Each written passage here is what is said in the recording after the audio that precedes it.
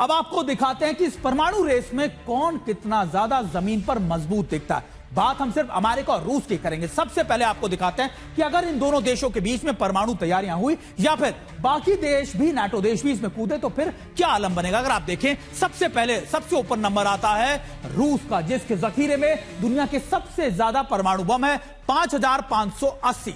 वहीं अगर आप अमेरिका की बात करें तो 500 की जो आप कह सकते हैं गैप है, वो अमेरिका के बीच में नजर आता है, 5044 के करीब है। दूसरा नंबर आता है चीन का, ये बहुत कम है, 10% के करीब इस समय इन दोनों देशों की आप कह सकते हैं कैपेबिलिटीज के मुकाबले 500 की तरफ पहुंचता है।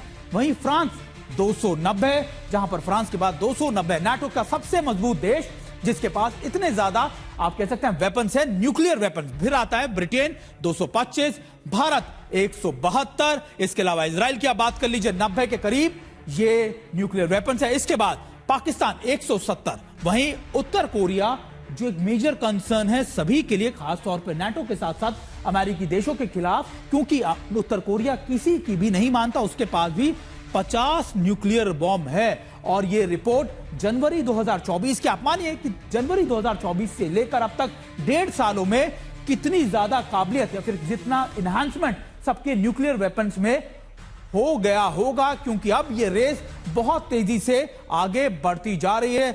जनरल कुलकर्णी, ये आंकड़े तो पिछले 1.5 साल पुराने हैं।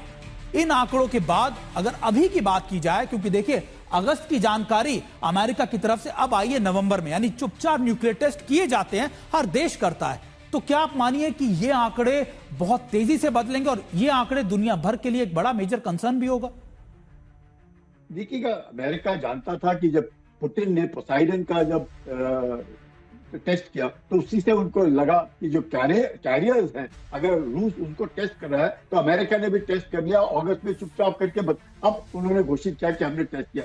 ऑफ कोर्स दोनों देश न्यूक्लियर बम का इस्तेमाल नहीं कर रहे हैं, पर ये दिखाने की कोशिश कर रहे हैं कि न्यूक्लियर जो बम है उनके पास, एक के पास 5500, दूसरे के पास 5000, तो ये दोनों जो है ये ध्वंसक हो सकते हैं। इससे पूरे विश्व में भयानक, ट्रंप तो कहते हैं हम पूरे विश्व को 150 बार बर्बाद करने की काबिलियत रखते हैं। तो अगर कोई देश किसी पूरे दुनिया को 150 बार बर्बाद करने की काबिलियत रखता है, तो आप समझ सकते हैं कि किसी की एक गलती के कारण शायद विश्व में बहुत जबरदस्त। सर, मैं आप दोनों का रुख दोबारा से करूंगा।